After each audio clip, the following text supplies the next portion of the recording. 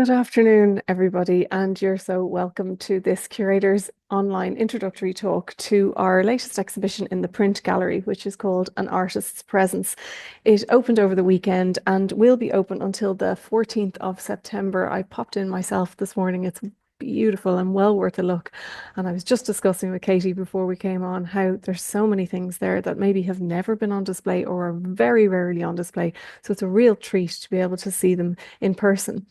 Today, Katie's going to be introducing this exhibition and going through the works in it. But just to give you a little bit of housekeeping before we get started. So this is a Zoom webinar, so we can't see you and we can't hear you. So please feel free to have your cup of tea or your chat or your lunch while we're speaking.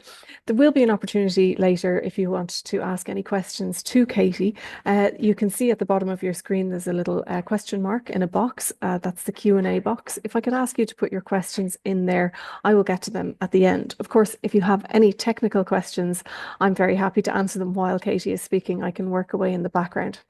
If I could ask you not to put anything in the chat box, that would be very helpful too, because that will pop up in front of Katie and that can be quite distracting. So without further ado, I'd love to invite Katie to turn on her mic and camera and get started, and you'll hear more from me at the end. Hi, Katie. Hi, Joanne. Hello, everybody. I'm going to share my screen here now. Right, once that's done, I'll disappear once it's all working.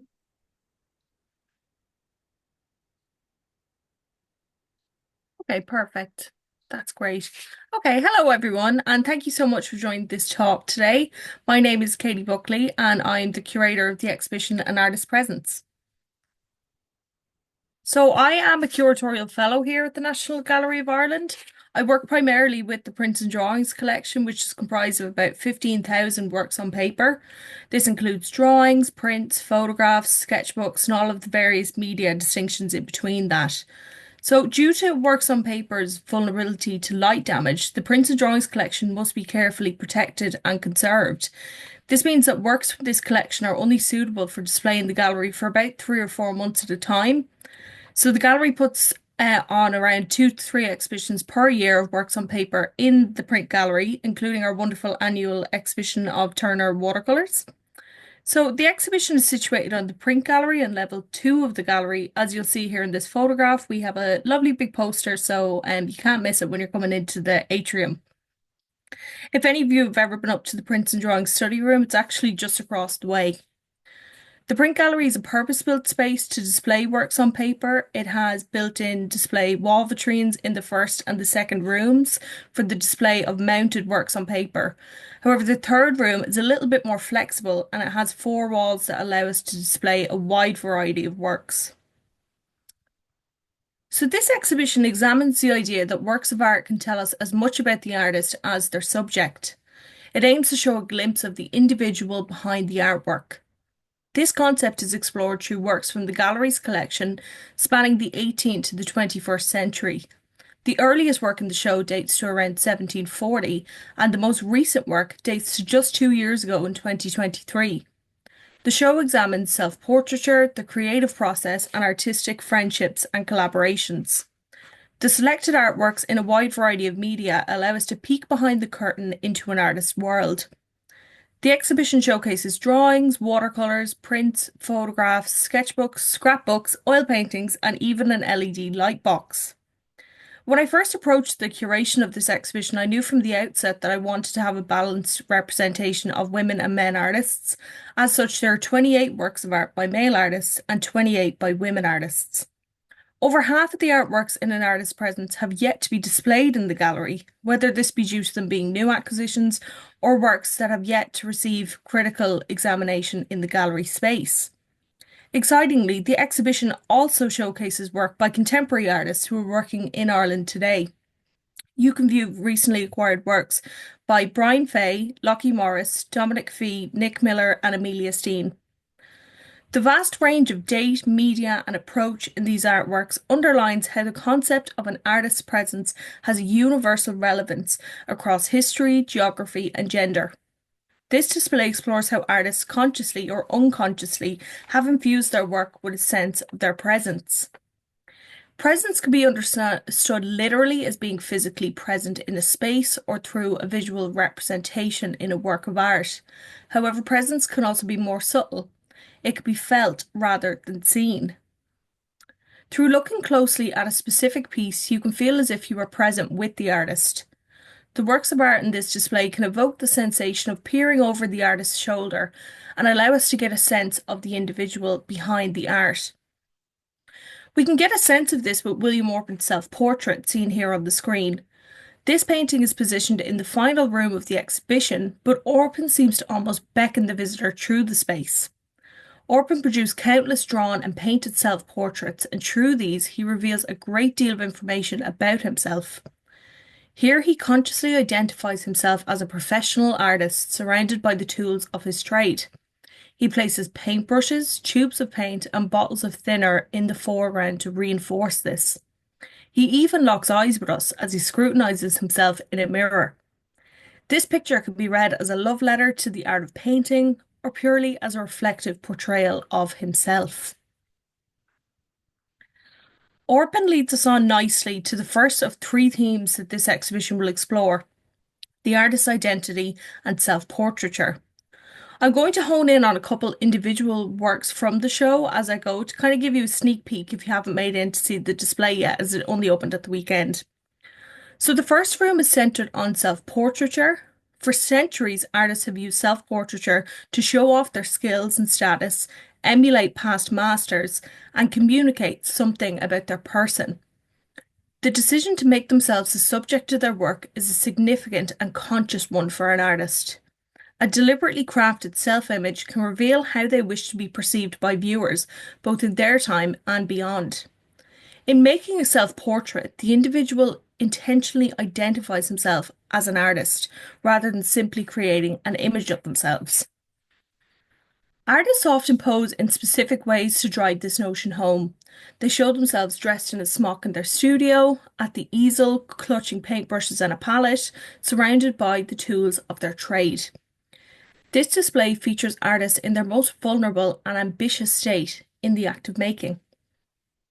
As we see here on the slide, we have three depictions by artists of themselves in their studios. All of these artworks can be found in the first room of the exhibition. The idea of the artist studio is central to this display. A studio is a place where an artist can go and completely dedicate themselves to their art.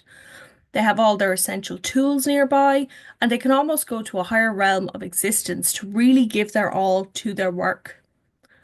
On the left, we see Gerard Dillon's oil painting of himself in his studio. The artist can be seen here sitting on a chair, holding a cigarette in one hand and a book in the other. In this painting, he is essentially inviting us into his private world. This depiction shows Dillon's studio as a tidy and organised space with a place to sit and read, and a large easel on the right holding up his canvas. This painting is the first one that viewers will encounter when they enter the first room of the exhibition. I think it really sets the stage for the concept of entering into an artist's inner world. In the centre here, we see Sean O'Sullivan's self-portrait.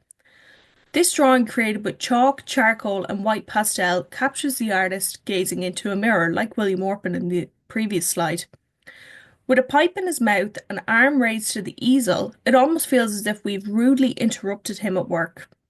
His method of loosely outlining the clothing and interior setting lets the viewer focus on his skill at capturing human expression. Sean O'Sullivan was arguably the most skilled Irish portrait draftsman of his generation. It has been said of him that it is easier to mention the distinguished figures he did not paint than those he did. In this drawing, he provides hints to his wider practice in the two sketches in the background, one of a nude woman and another of a head in caricature. Finally, on the far right, we see a superb self-portrait by Moira Barry. You may recognise this picture from the posters for An Artist's Presence that are dotted around the gallery and on social media. Dressed in an artist's smock and with fashionable short cropped hair, Barry emphasises her identity as a practicing artist. Posed in her studio before a large square palette, her quizzical gaze invites us into her world. This self-image was probably intended as a form of publicity early in her career to try and attract commissions. Though she's not as well known today, the past president of the RHA, Dermot O'Brien, considered her the finest flower painter of her generation. However, she was equally capable in the fields of landscape and portraiture. Dressed in her smock with a black scarf tied in a flat bow high on her forehead, Barry affirmed her professional credentials. As we've seen in Moira Barry's work, self-portraiture offers women artists the opportunity to curate and present a story about themselves for public consumption. This goes beyond adopting the traditional roles of the muse or the model for their male counterparts. Women artists' self-portraiture can be traced back for centuries, seen here in the centre with the print after Sophonisba Anguissola. You may recognise Sophonisba Anguissola's name from her extraordinary oil portrait of Prince Alessandro Farnese that hangs upstairs in our Italian rooms. Sophonisba Anguissola embodies the idea of the demure, modest, and virtuous Renaissance woman. Yet, in this self-portrait, she depicts herself as an ambitious and skilled professional artist, confidently meeting the viewer's gaze. Her decision to show herself sitting at her easel with the tools of her craft, a paint palette, a brush, and a malstick, was especially unique in her time. Anguissola created at least 12 self-portraits. We also see the determination of women artists in Helen Mabel Trevor's forceful self-portrait on the right. Trevor's image of herself wearing an artist's beret, painter's smock, and with her palette in hand radiates the self-confidence of a mature artist at the height of her powers. Though Helen Mabel Trevor showed an early flair for art, she did not fully devote herself to painting until she reached her 40s. The loose handling of paint and the use of rich viridian green helps focus the attention on Trevor's steady gaze. Finally, on the left, we see an eccentric self-portrait by Margaret Clark. Clark portrays herself in a jockey's attire and cap, with a traditional Irish woven belt, known as a crish, around her waist. While she was a student at the Dublin Metropolitan School of Art, Margaret Clark made several trips to Inisheer in the Aran Islands with her fellow students. While echoing her teaching under William Orpin and her embrace of costume in this self-portrait, the drawing also demonstrates how Clark created her own playful and original mode of self-fashioning. Artists can also present who they are at their core without necessarily catching an identifiable likeness. Self-portraiture can instead reflect their style, working methods, or signature approach. On the left, we see a self-portrait by William Crozier. This work is executed in his signature expressive style that really walks the line between abstraction and representation. Instead of striving to catch a likeness, he summarizes the essence of his artistic approach in this self-image. Pulsing with a palpable and raw nervous energy, it is drawn with colourful gestural marks and an economy of means. The monoprint is reduced to the most basic forms, leaving room for the viewer to consider multiple interpretations. On the right, Lockie Morris's La Tête Disparée is in essence a self-portrait. The French title of this artwork translates to "The Head Disappears." In this artwork, we see the artist reflected in the metal of a lift door. The distortion in this image warps not only the surrounding architecture and signage, but also his own body. In the reflection, his head has been removed from his shoulders. Lockie Morris took this photograph on his iPhone in his local hospital while visiting his mother who had dementia. With no face, this self-portrait directly confronts ideas of identity, time, and ephemerality. In the centre, we see a lithograph by Dominic Fee. In Plan N, Fee depicts his own hands, creating an unconventional self-portrait. This print toys with the notion of the artist's hand. It also provided the impetus for Fee's ongoing series Handpicked, which features drawings of other artists' hands engaged in some aspect of their creative process. Using observational drawing, Fee became fascinated by the extremely expressive nature of hands and the peculiar shapes that are formed in the act of making.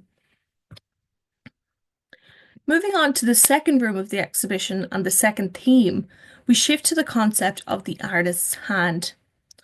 Works of art do not have to feature the artist explicitly to get a sense of their individuality. The artist's hand is sometimes present in an indirect way through distinctive stylistic choices, the particular way a favoured medium is applied, or how expressive textured brushstrokes are used. Drawings are uniquely revealing and important in this respect. Notes, inscriptions, and fingerprints are often visible on drawings. Such marks, planned and unplanned, form tangible remnants of the creative process as the artist records their surroundings and ideas on paper.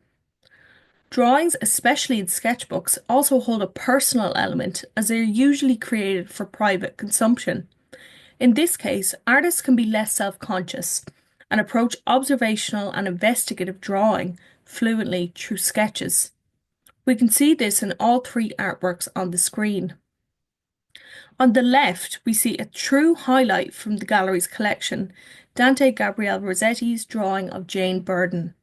This is perhaps the first portrait of one of the most important women in Rossetti's life. Jane Burden, later to become the wife of the author and designer William Morris, became a mistress, model, and muse for Rossetti. This intimate preliminary study was probably done from life. Rossetti focuses on all that is Jane, her hands, her face, her neck, and her hair, and he leaves the rest to be resolved at a later point. The drawing provides valuable insight into Rossetti's creative process and his circle of friends.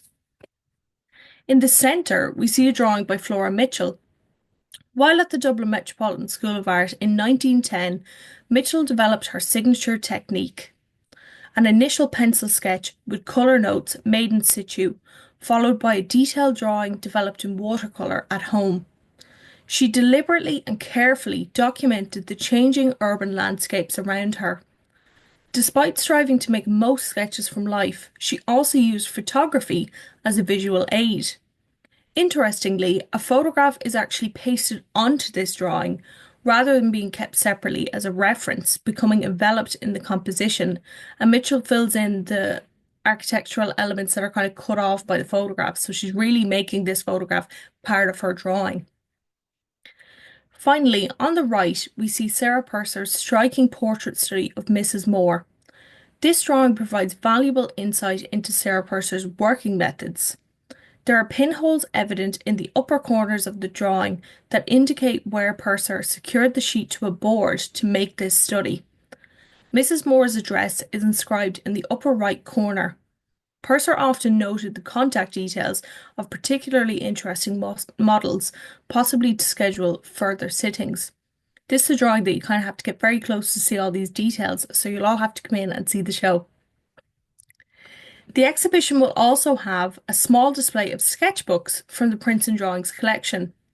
Whenever we have visitors to the Prints and Drawings study room, we always take out a couple of sketchbooks and people really love interacting with them. So I thought this would be a great opportunity to incorporate them into a longer temporary display. In fact, much of the inspiration behind this exhibition concept stemmed from my own work cataloguing and researching the collection's sketchbooks. Through close analysis of an artist's sketchbook or concentrated study of an individual drawing, you can really get a sense of who the artist was. You can feel as if you were truly looking through their eyes, trying to understand the way their brain works and the mechanisms of their creative process. Artists have used sketchbooks for centuries to capture their surroundings, record interesting details of their daily lives, or to prepare for a larger work of art. Through minimal mark making and a fast-paced approach, they show how an artistic practice is continuous. Sketchbooks give a unique sense of what it is like to be an artist every single day. Perhaps artists are less self-conscious while drawing, and they can approach such works with more fluency in comparison to finished compositions in oils or other media. This display includes sketchbooks by two pioneering women artists, Sarah Purser and Margaret Clark, and two members of an important artistic family, William and Walter Osborne. We see Purser's extraordinary self-portrait on the left within a sketchbook that she used primarily for portrait studies. On the right, we see Margaret Clark's sketch after the gallery's fantastic El Greco painting, St. Francis receiving the Stigmata. This drawing is held within a sketchbook that charts the process of Clark reaching her enigmatic final paintings. Finally, in the centre, we see how William Osborne's sketchbook focuses on his most beloved subject, animals. William Osborne is most well known for painting dogs and horses, but in this case, he took a trip out to Dublin Zoo, and we've gorgeous drawings of this leopard that we see here. There's drawings of a mandrill, there's drawings of different monkeys and elephants, and it's a really, really beautiful sketchbook. It's really nice to be able to highlight it in this way. Several works of art on display in an artist's presence explore, and in some cases challenge, the notion of finished and unfinished compositions. Preparatory drawings hang alongside final artworks by artists as diverse as Frederick William Burton and Phyllis Dodd. In both Dodd and Burton's works, a cohesive line is threaded through the display, charting the development of each artist's creative instinct. It provides a unique opportunity to observe the artist's thinking through drawing. As we see here on the left, Frederick William Burton, a much beloved artist here in the gallery, is getting a spotlight in the exhibition. Goethe famously retold the 16th century legend of Faust in the 19th century. Here Burton describes the moment when Faust first glimpses the maiden Marguerite walking in an arcaded street. The importance of this ambitious work is demonstrated by its ornate gilt frame and the fact that Burton made over 80 preparatory studies for it, 2 of which are actually in the gallery's collection. Viewing this watercolour alongside a preparatory drawing draws attention to the intricacy and technical ingenuity of Burton's creative process. In a similar vein, the exhibition also features 2 preparatory drawings and 2 prints by the British artist Phyllis Dodd. Whilst studying at the Royal College of Art, Phyllis Dodd lived in student accommodation with her friends and fellow art students Kathleen Bridle, affectionately known as Pindy, and Nora McGuinness. In 1924, Dodd produced a portrait drawing and corresponding print of each of her housemates, and we see both the drawing and the print of McGuinness here. It is unlikely that the prints were ever editioned. Instead, they were friendship portraits, and they were created on an experimental basis while the 3 of them were studying art. Collectively, these artworks provide an intimate view into the lives of 3 women artists who lived, studied, and worked alongside each other during the 1920s. Dodd's artworks depicting her close friends lead us on quite nicely to the third and final theme that this exhibition is investigating. When an artist is inspired to make a fellow artist their subject, there is a unique exchange of ideas. There is an implicit depth of understanding present which surpasses the conventional sitter and portraitist dynamic. Each becomes immersed in the other's world, which can sometimes blur lines. Each portrait of one artist created by another reveals unique aspects of the sitter's individuality and artistic practice. Is it the sitter or the maker's presence that is being expressed? These complexities allow a fascinating narrative to unfold. An artist's presence interrogates the artist's perception of the world and their place in it, both in their time and beyond. This is expressed in art through works that show their presence being mediated by someone else's eyes. An artist's presence is evident in their collaborations, friendships with, and influence on other artists. To gain a more complete picture of an artist's inner world, it is essential to look at who they were connected with, both creatively and personally. In the centre, we see a portrait of Harry Clarke by Sean Keating. Sean Keating and Harry Clarke met at the Dublin Metropolitan School of Art in 1911 and quickly became friends. In 1912, Clarke introduced Keating to the Aran Islands, a place that became a recurring motif in Keating's work. Keating depicts Clarke sitting within the ruins of St. Kevin's Church on Inisheer. He imagines Clarke deep in the throes of creative deliberation, planning out the Honan Chapel stained glass scheme that prominently includes an image of St. Gubnet. On the right, Caroline Tisdale captures her friend, the German conceptual artist Joseph Beuys, on his trip to Ireland. Here we see the artist embodying the somewhat fictional character of Joseph Beuys, created through carefully crafted anecdotes and his trademark uniform of a felt hat, fishing jackets, and jeans. Beuys's practice blurs the lines between living and performance art. He famously believed that life itself should be an artwork. Using very different methods, both Sean Keating and Caroline Tisdale harnessed the wild Irish landscape to express something profound about each of their artistic friends. Showing someone engaged in creating art can also reveal something of the essence of their being and their art practice. On the right, Walter Osborne depicts his friend the sculptor John Hughes working in his studio on the sculpture Orpheus and Eurydice. Osborne uses light washes of watercolour to render the atmosphere of the light-filled, dusty studio. Hughes looks out at the viewer with a thoughtful expression. In a loose, impressionistic manner, Osborne deftly captures Hughes's moment of pause from his work by showing his hands at rest.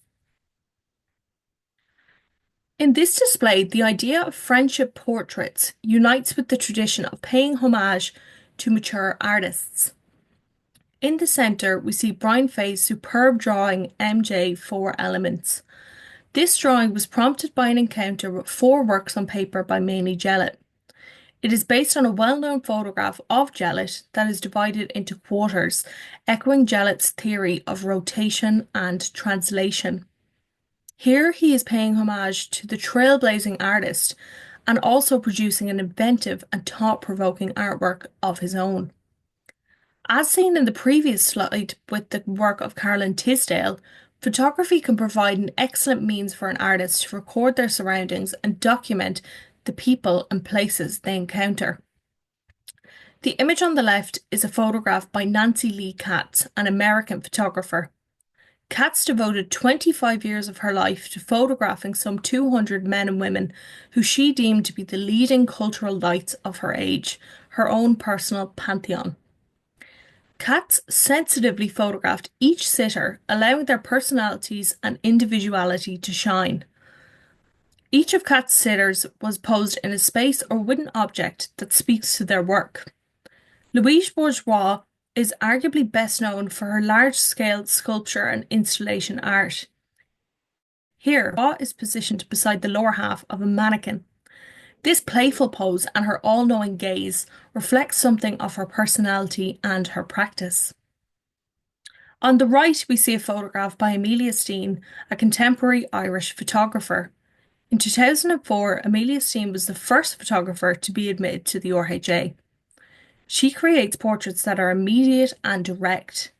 In 2009, Amelia Steen published RHA Portraits, a series of works that reveals the individuality of the artistic process. Artists across generations have explored the expressive potential of hands. In this photograph, we see through Steen's eyes the renowned sculptor Imogen Stewart in the private world of her own studio. Wearing a smock, Stewart presents us with the essential components of her practice, her hands and her sculpting tool. Steen's photograph, which omits all extraneous elements, expands the definition of portraiture to create a compelling image. It is a distilled representation of who Stewart was at her core, a professional artist. The fact that contemporary artists today are still connecting with and taking inspiration from mature artists shows that the central concept behind an artist's presence has universal significance from history right up until the present day. So to circle back to the essential idea behind the exhibition, I hope that this introductory talk truly gave you a sense of the individual behind each artwork. Of course, nothing compares to actually standing in front of a work of art, so I really do urge you all to come in and see the exhibition in person. I've only selected a small handful out of the over 60 objects on display in the exhibition. Overall, I really want visitors to feel like they are getting an opportunity to look behind the curtain into an artist's world, whether that be familiar favourites from the collection, such as Dante Gabriel Rossetti, William Orpin, and Sarah Purser, or perhaps some new names like Nancy Lee Katz, Phyllis Dodd, or Moira Barry. I want to encourage visitors to reconsider the connection between the artist, their presence, their art, and the viewer. Another huge aim of mine in curating this exhibition is to show that truly, as Joseph Beuys would say, anyone can be an artist. I hope that you might be inspired after viewing these artworks to put your own pencil to paper.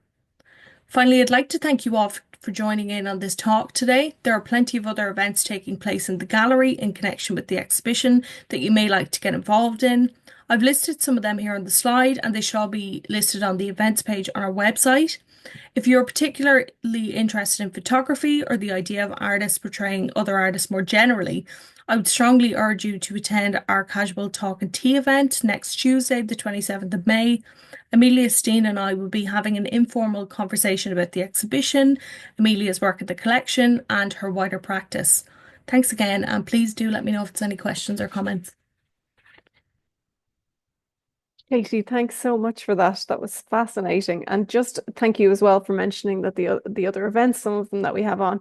I wanted to just send the link in our chat box here to our Amelia Steen talk and tea event with you next Tuesday that you mentioned. There's only a few tickets left for that.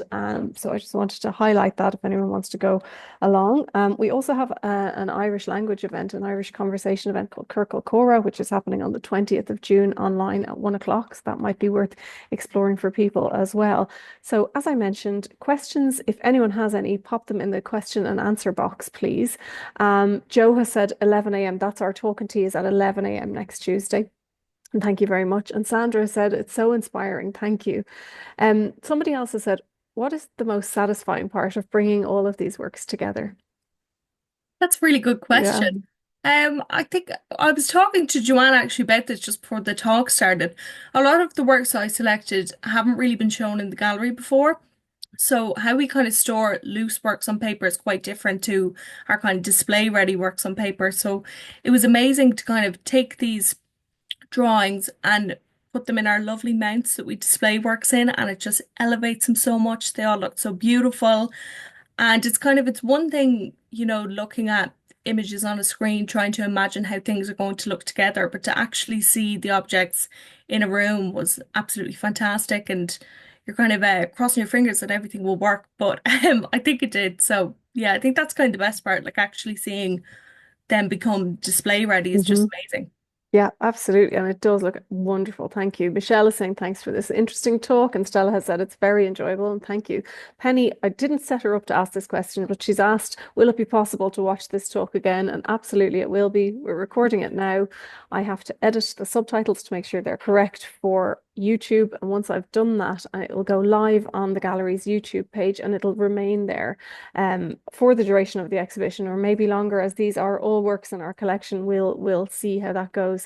Um, Somebody else is saying, thank you, Katie, brilliantly curated exhibition. Is there any chance a book of the exhibition will be produced?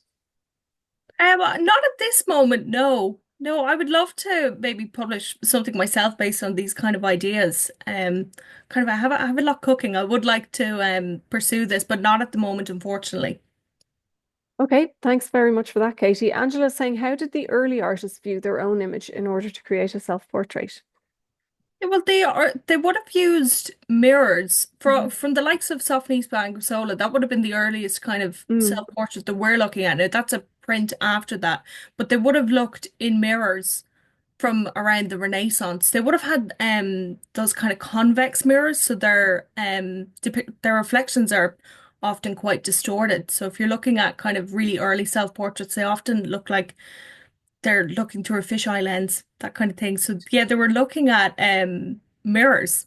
So it's kind of interesting, the idea of even if you're looking on your phone or something, your reflection is actually distorted. So it's kind of, yes. is that what they actually look like?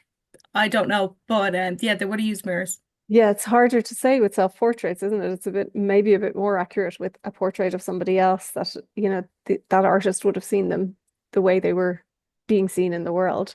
Definitely. And I think they probably, would they be a bit kinder to themselves? Would they not? I think they're very intentional in how they show themselves. course, absolutely. Barbara has said thank you so much that you've brought the exhibition to life, and you really have, Katie. Thank you so much for that and for all the work that you've put in on this. And it's a really wonderful exhibition. As I said, it's open until the 14th of September, so plenty of time to pop in and have a look at it, maybe even a few times. And again, this video will be on our YouTube page. Thank you all for joining us today. Thanks also to our wonderful interpreters, Catherine and Shannon. Very much appreciated as well. So I wish you all a lovely afternoon and enjoy your visit to the exhibition when you do get in. Thank you so much, Katie, and thanks everybody. Bye bye. Thanks very much.